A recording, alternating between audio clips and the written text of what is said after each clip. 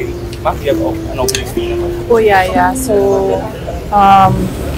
well, hindi ko alam kung ano yung mga ginagawa ng mga doctors, pero sinabi ko lang sa kanya na gusto nung nanay na tingnan siya ng mga doctors at yun, sinabihan ko yung mga doctors na gawin nila lahat kung ano yung kailangan nila gawin. So, hindi ko naiintindihan ba, kanina ko lang naisip nung nagkakagulo na sa ambulance na paulit-ulit kami humihingi ng tulong doon sa loob ng detention center. Tapos, walang tumutulong sa amin.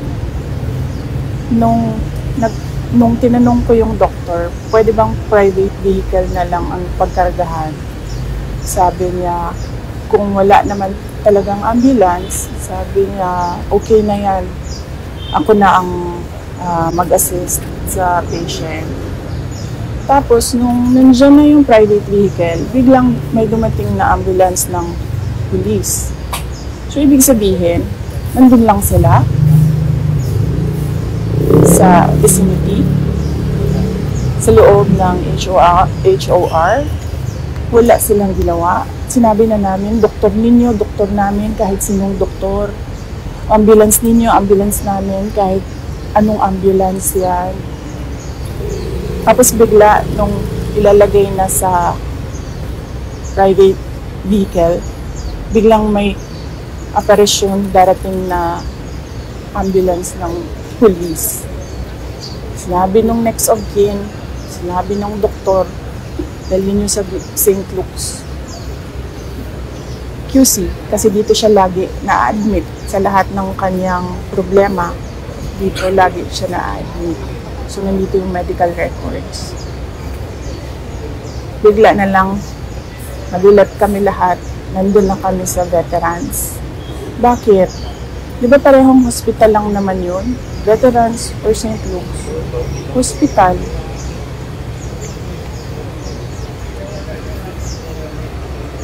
Tapos kanina,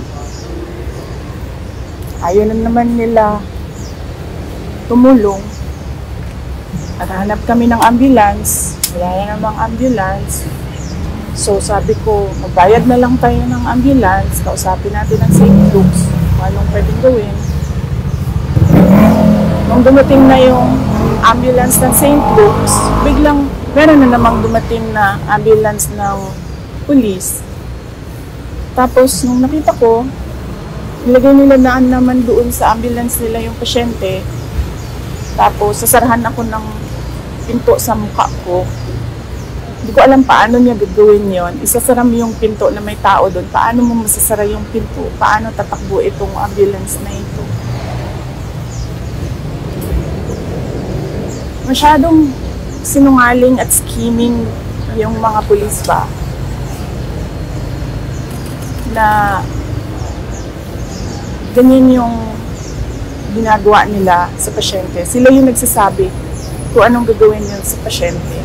Sabi ko, doktor, ang mag-decide kung anong gagawin sa pasyente. Kasi hindi naman makakatakbo yung pasyente. She's hysterical. She's in pain. She is nauseous. So, saan pupunta yon?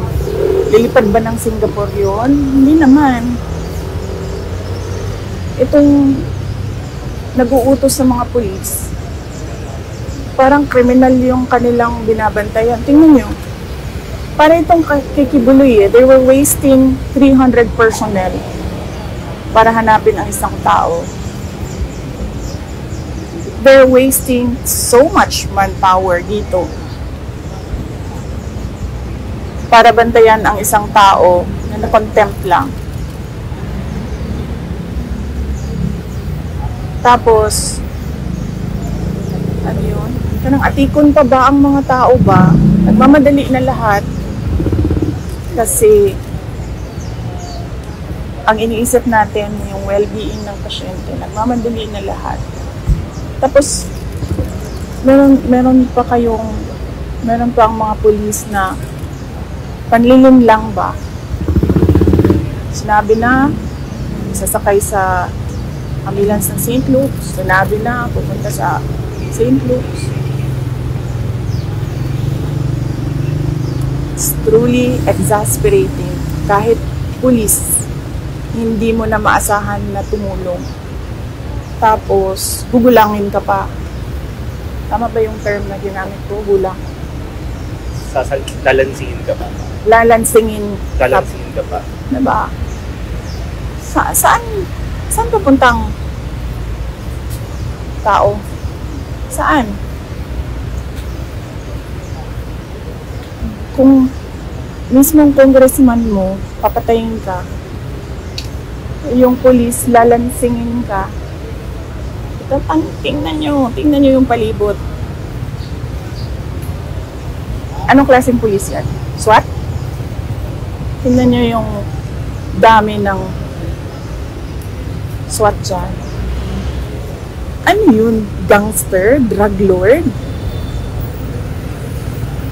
Chief of Staff lang yun ng Office of the Vice President. Na, for the record, hindi nag-abscond, hindi fugitive. Nag-attend ng hearing, nagpa-detain to cooperate. So, wala naman tayong, it's not our call kung gaano kadaming police dyan. Diba? Pero, yung lalansingin ka ng police, hituhin ka ng police. Ano mo yung sabi ng doktor kanina? They are so dishonest. Yun yung term na ginamit ng doktor kanina. Yung mga police, they are so dishonest. She was so frustrated because she had her patient in mind. And yet, somehow, kung sino man yung nag-uutos nitong lahat, they don't care if you die. You're just one of those na awan ko na, hindi ko na alam. There's no... How is she? Kumusta si Attorney Lopez? You cannot talk to her. But I understand, meron siyang mga questions na sinagot ng... merong mga questions sa doctor na sinagot niya. Pero kami, she doesn't respond to us. So I don't know kung anong... May binanggit po bang initial diagnosis of doctors? Wala silang sinabi sa akin. Yeah, so... Last na lang, you will stay dito sa St. Luke's kasama si Attorney Lopez? Yes, oo. Kasi wala siyang next of kin.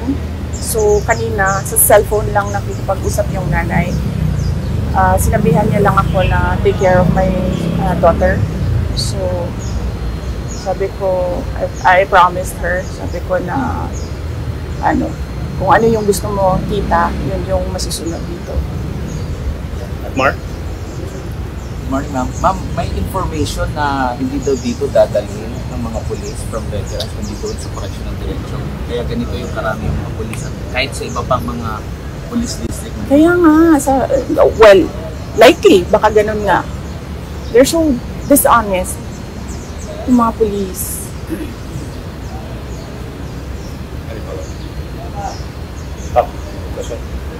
So if ever, ma'am... Alam mo yun, ngayon ko lang narinig yan, na kaya pala sinasakay nila doon sa ambulance. Kasi ilalagay nila doon sa correctional facility. It's doubly dishonest.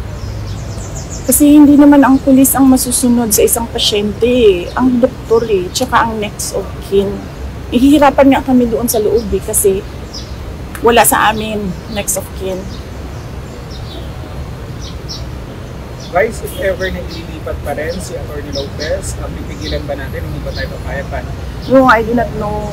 Sabi ko nga kanina, nung dumating na yung mga lawyers, sabi ko, I don't wanna think as a lawyer anymore. I just wanna think as a friend. So, I do not know what the lawyers will decide to do. But right now, it must be the mother of the patient who will be followed.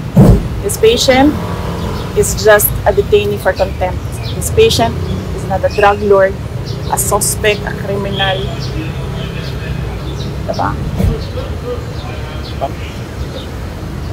Sorry, although nasabi niyo, VP, na you didn't want to act as a lawyer right now, pero ano ho ang masasabi ninyo sa katahimikan ng IDP or Integrated Bar of the Philippines sa mga injustices na nangyayari ngayon? Well, I suppose they like what is happening right now. So, no, hindi natin alam kung anong iniisip ng IDP ngayon. But yes, sinabihan na rin kami, ma'am. Sinabihan na rin kami na you will not get relief from the courts. Ano po ang magiging implication ng nangyari ngayon sa magiging hearing supposedly by Monday po? Naku, hindi ko alam. I'm sure itutuloy nila yung hearing na yan. And I'm sure nakaswero yan na iaano nila doon. Papatestify nila dito. Ganun ho sila kawalang puso. Nasa likod niyo po kami, VP Sara. What are you going to attend the hearing? That is something na sinuggest na ng lawyer ko sa akin.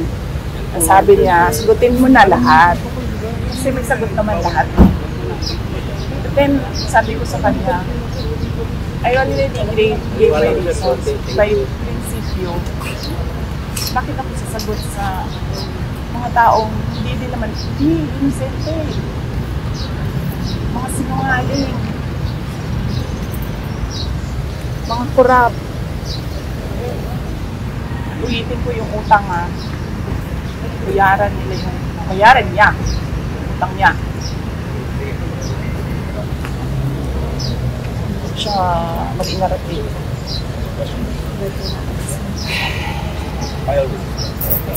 Wala no final words, but thank you.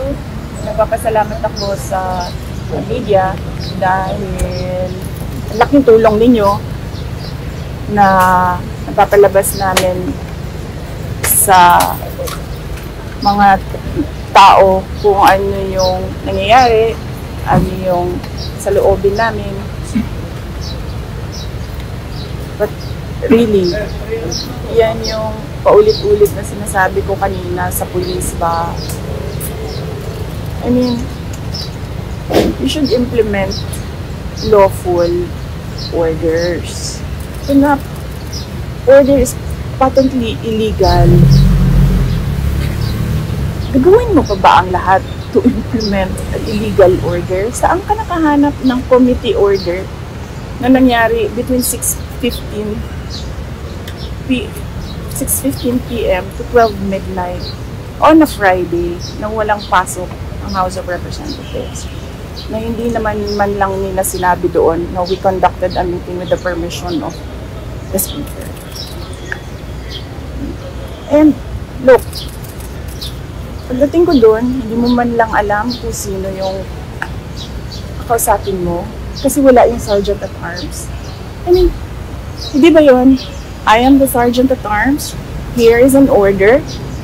I am assisted by the police. Wala. Walang Sergeant at Arms. Kanina, you were begging. Sino ang pwedeng kausapin for an ambulance? And then ngayon ko lang naisip nung himasmasan ako dyan sa loob. Yung ambulance ng police nandun lang the whole time. Lumabas lang siya nung lumabas na yung private vehicle.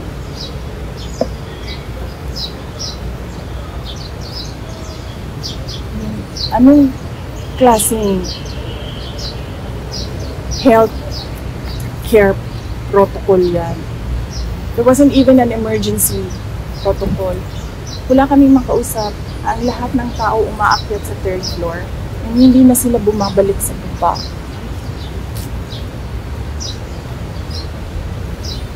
Diba?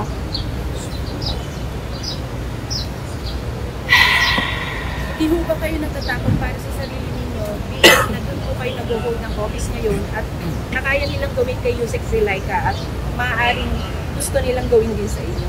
Oo, yes, ma'am. Alam ko na. Ako naman kasi talaga yung target, diba, ma'am? Ako talaga yung target. Except that, dahil nga wala silang ebidensya, ang ginagawa nila, iniipit yung mga tao, thinking na meron dyan isa magsasalita. Ang problema, kasi wala talaga silang ginawa. Bakit nila pina-question yung management style ko na on a need-to-know basis yung mga tao? Kung ang chief of staff, pakiramdam ko, hindi niya kailangan malaman ang isang bagay, bakit ko isasabihin sa chief of staff? Kung ang ASEC, hindi niya kailangan malaman ang isang bagay, bakit ko naman sasabihin doon? Bakit nila kina-question yung management style ko? Ang sasabihin nila, nagsisinungaling yung tao. Hindi naman nila kilala. Hindi nga nila alam, hindi ako nag-i-aircon eh. Kaya walang problema. May aircon man o wala. Naniniwala po ba kayong hostage taking ang ginawa nila kay Yusek Lopez? Ma'am, naniniwala ako na it was attempted homicide because she feared for her life. Pag nakakikita siya ng uniform ng police, ma'am, natataranta siya. Kasi imagine mo ba naman, 9 biglang papasok sa kwarto mo. Wala naman tayong problema eh. Ano bang problema natin? Nandoon nakadetain yung tao. Mag-a-attend ng hearing. Nagbibisita kami. Sinusunod namin yung oras ng pagbisita. I don't understand. Why do you have to antagonize a detainee who is fully cooperating sa lahat ng kailangan niyang gawin para matapos lang ang king-inang hearing na yan na money-making scheme ng mga congressman. Yes, ma'am. But there are 4 other ADP personnel that are being summoned by the Committee on Video Verification. How are they doing? Ganun pa nga nakikita nila si Atty. Zulaika na pinatrato ng ganito. Hindi malayo na naging dumating ang trato sa kapatid. Oo, ma'am. So, Sigurado na tayo. Ganyan talaga ang trato. Kasi, naghahanap sila ng ebidensya. And the only way, plano nila, iipitin namin ng iipitin to hanggang sa muntik na ito mamatay para makuha namin ang ebidensya. Anong katangahan yan? Kung may ebidensya ka sa simula pa lang, diba? Last year pa kayo nag-a-announce, Franz Castro, paulit-ulit, impeachment. Tapos ngayon, Joel Chua magsasabi, there's probable cause, but we're short of time because it's already the election. So, ibig sabihin, accountability of public funds is less important kasi uunahin natin ang election ninyo. Oh, so ibig sabihin, wala ebidensya. Last year pa yan eh. Di ba dapat final nila last year? Wala eh. Ginagamit nila yung COA. Humingi hanggang makahanap kayo ng anong pwede namin gamitin. And all because we are in this all because gusto ni Martin Romualdez mag-president. Hindi siya makontrol ng presidente natin. Na hindi marunong mag-desisyon. Walang decision-making skills at all. Zero. We are wasting time as a country on what we need to do. Kawawa na tayo.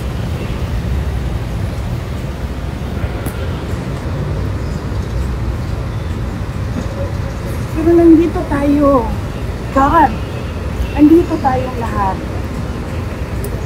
Fishing for evidence so that we can demolish a family that is a threat to our personal gain.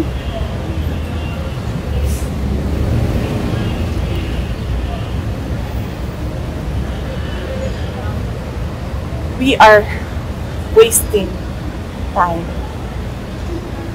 This country should be working on being competitive, jumping to middle income, aspiring to be a first world economy. What are we doing? Doing nothing at all. Magkano ang dollar? Nasaan ang remittance ng mga OFW na inaasahan lagi ng gobyerno na hindi naman dapat?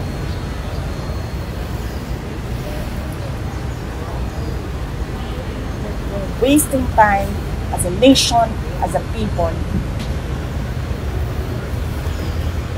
We made a mistake with that Marcos, and we are wasting time.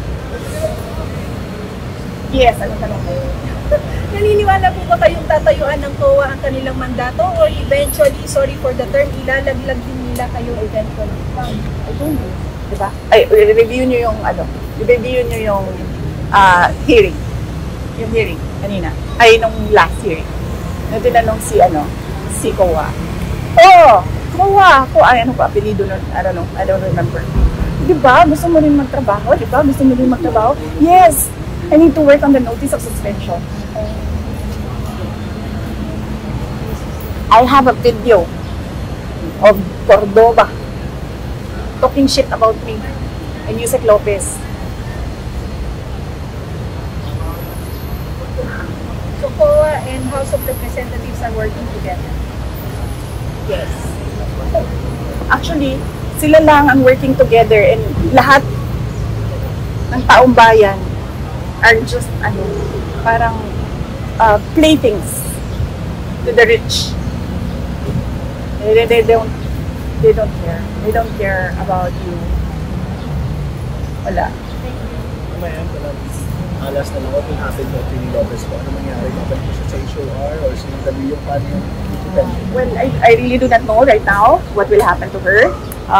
We just trust that the doctors know what they are doing, and then we entrust to them her healthcare plan. So, kung ano yung gusto ng doctor, kung ano yung gusto ng nanay, yun yung susundin namin. How's her health status?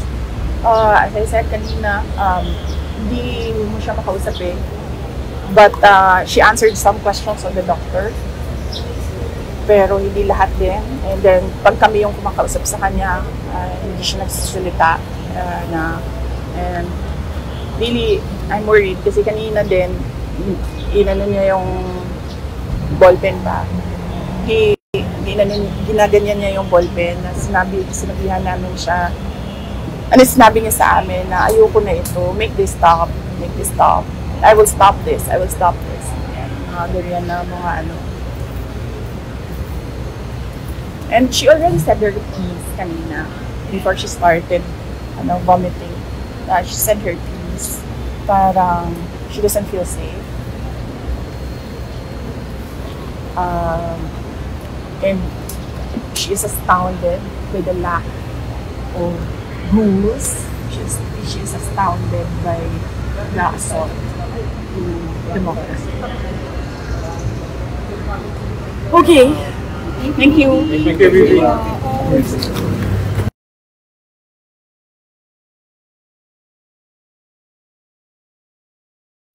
May findings na po yung doktor? Ano po sabi niya? Wala pa silang walang sinasabi yung doktor. Madami silang kinuha na dugo. And then sinabi ko na lang doon sa doktor kasi walang next of kin. Pero sabi ng nanay kanina sa akin na huwag daw pabayaan yung anak niya. And then, nagsabi din yung nanay na, na dalhin daw sa hospital yung anak niya, daw pabayaan na gano'n. So, humingi kami ng tulong. Walang tumulong sa amin doon. Kasi hindi namin alam kung anong gagawin namin kasi hindi naman kami well, meron akong background sa healthcare pero at that point hindi ko na alam kung ano yung gagawin. So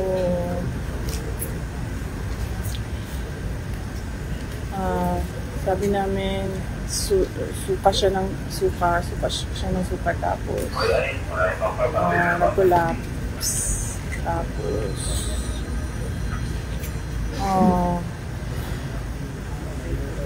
well before siya sumuka buti na lang nagbabantay si Nicole, kinuha niya yung ballpen tapos ginanyan niya yung kamay niya, sabi niya ayoko na ito, ayoko na talaga.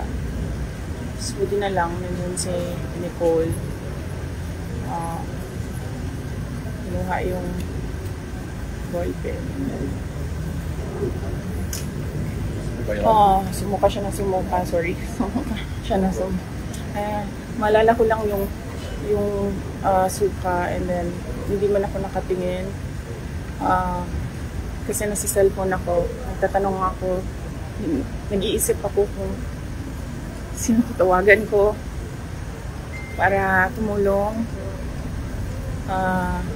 sa kanya kasi ang galit naman nila nasa akin lang, diba? Wala naman siguro silang galit kay Yusek Lopez. So, iisip ako sinong tutulungan at makakatulong. Tapos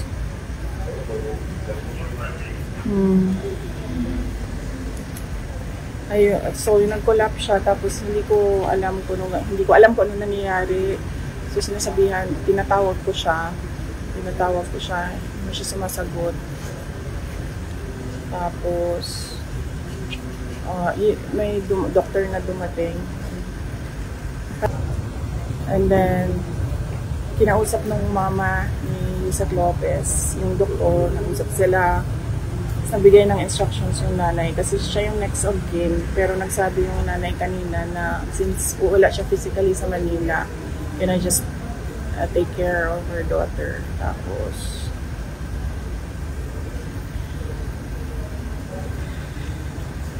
ano pong sabi ng police? Nakausap mo yung PNP regarding dito sa incident? Wala pa. But we really plan to file cases. Walang tumulong sa amin kanina doon. We did not know if it was a heart attack.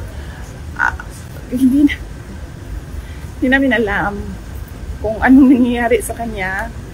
And then, humingi lang kami ng tulong. Sabi ko, kahit sino na, doktor nyo, doktor namin, doktor na kung sino nandyan, ibigay nyo na sa amin. Wala talaga. Ma'am, sa Silbox po ba dapat dadalhin? Yun ang sabi ng next of kin. So, at yun ang sabi din ng lawyer. Masusunod yung next of kin. Matutuloy po ba yung pagpalipat sa correction? Hindi ko alam. Hindi ko na iniisip yan. Alam mo yung iniisip ko lang na baka mamatay siya and then kasalanan ko pa, namatay yung kasama ko sa Office of the Vice President kasi hinahabol ako ng hinahabol. So, hindi ko na maisip yung correction na. Sir Bayon, your question. Ma'am, sa tingin nyo kanino po nagagaling yung komanda? Hindi kayo paalisin, hindi pa pasukin yung ambulansya? Of course, sino bang nag-aangkin ng House of Representatives? Di ba si Martin Romualdez lang naman? Anong sabi ni Joel Chua? Ni Congressman Joel Chua kay Congressman Pulong Duterte? Sundalo lang ako. Anong sabi ni Congressman Pulong Duterte sa kanya?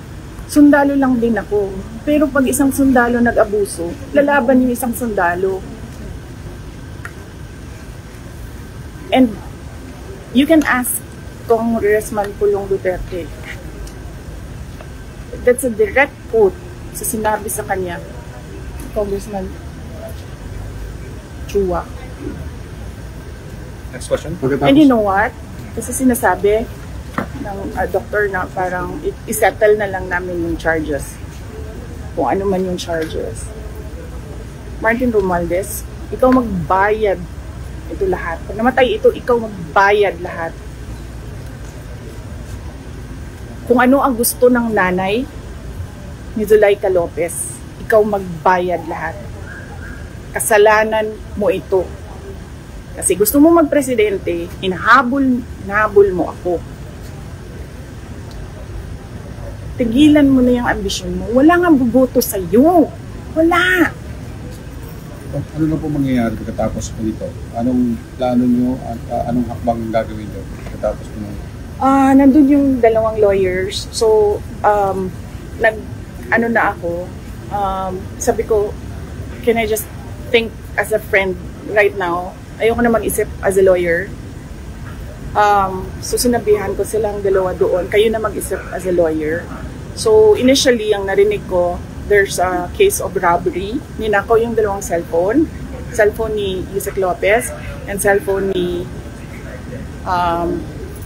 Nicole. Ninakaw nila. Ayaw pa nila ibalik. Sabi ko, kakasuhan ko kayo ng robbery. Kasuhan ko kayo ng pagnanakaw.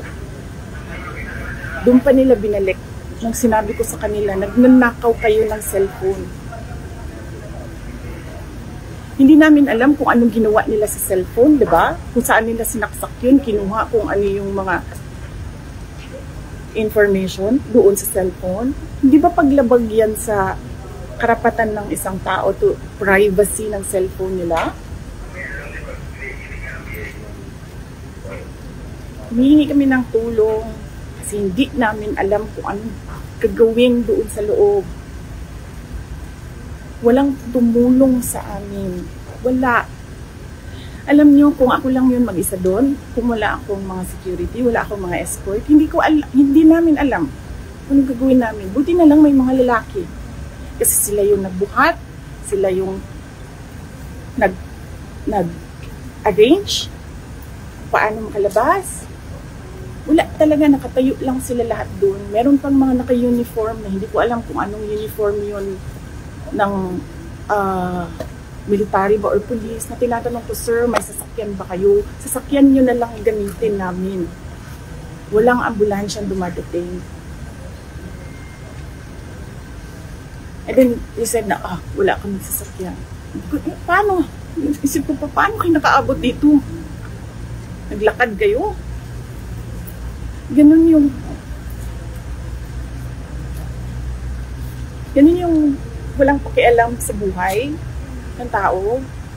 Hindi na nahiya sa nanay. Hindi naman akusado yan. Hindi naman convict yan. Resource person yan na nagrespeto sa kanila kahit alam niyang mali yung ginagawa sa kanya. Nagrespeto siya. Kasi pakiusap ko, para na lang matapos, sige na lang, para na lang matapos, sige na lang. Niligay nila doon kasi nandun ako sa House of Representatives. Bakit? Sila ba may-ari nung opisina ni Congressman Pulong Duterte? Di ba siya? Dahil sa kanya inassign yung kwarto na yun. Kanina, nagko-cooperate pa ako, nagiging mabait pa ako, sinasabi ko austerity measures yung pagpatay nila ng kuryente. Hindi lahat ng tao doon nagsasabi sa house, hindi pinapatay ang kuryente.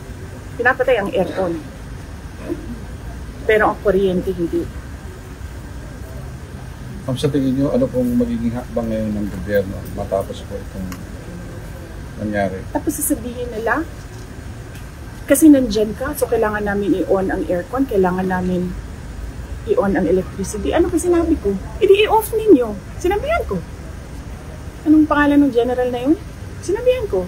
Sabi ko, sir, hindi ko naman kailangan kuryente. Hindi ko kailangan ng aircon.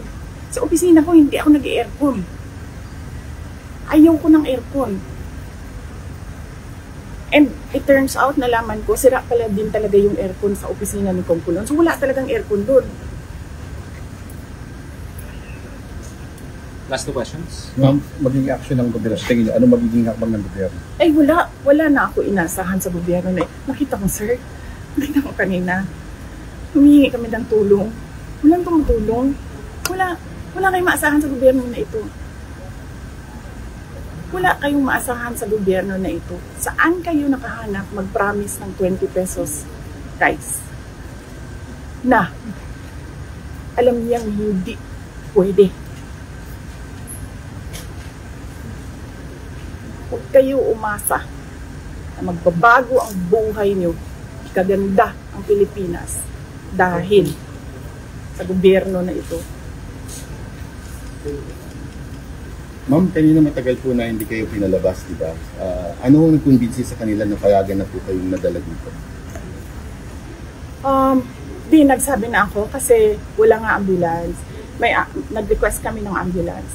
Si doktora nag-request na ng ambulance. Nag-request kami ng nag-request. Nandun na yung ambulance. I don't know gano'ng katagal. How many hours yung ambulance doon?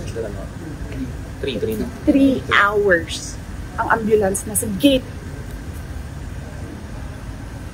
Wala pa naman nangyayari kanina eh. Walang nangyayari. Ang ginagawa lang niya, umiiyak siya, yes. Pero sinasabi lang namin na she feels she's not safe. She fears for her life. Hindi siya makaisip ng maayos. Tapos yun na nga, may nangyari na. Hindi ba sila nakikinig sa tao?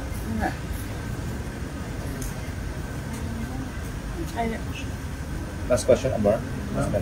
Kanina ma'am, sabi niyo po, between 6 to 12, nakagawa sila ng witness. Kung questionin niyo po ba yun? Naku. Sa tingin mo ba, pag pinasyon namin yun, may apology? Hindi. Ang gagawin lang yan nila, pagtatakpan nila kung ano yung ginawa nila. Ang sinungaling yung mga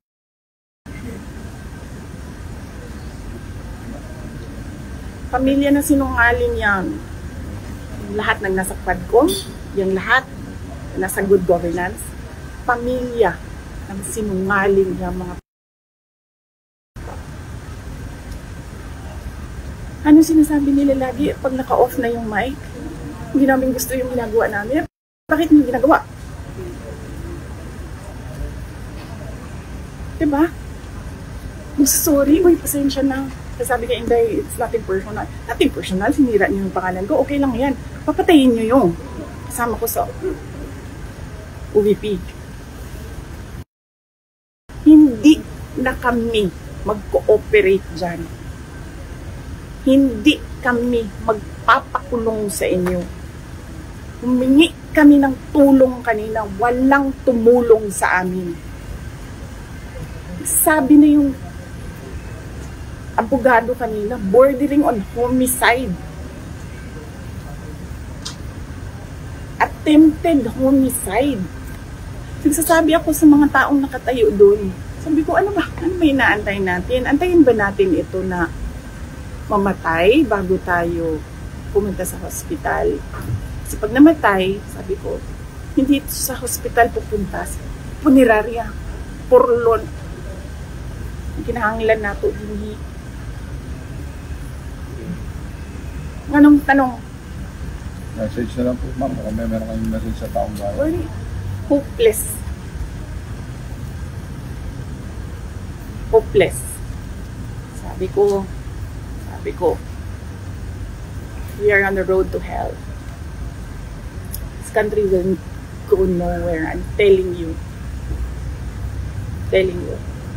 Walang papupuntahan itong bayan na ito. Wala silang ginagawa. Galing ako sa loob.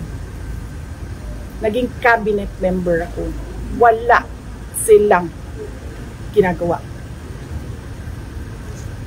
Totoo lang. And personal knowledge ko yan. Kasi I was there. I sat there. I listened. Rinig ko Wala nang papupuntahan ito. Sabi ko nga sa inyong lahat, BBM, Lisa, Martin Romualdez, kung sino pa man yan dyan, gusto humabol sa akin. Go ahead.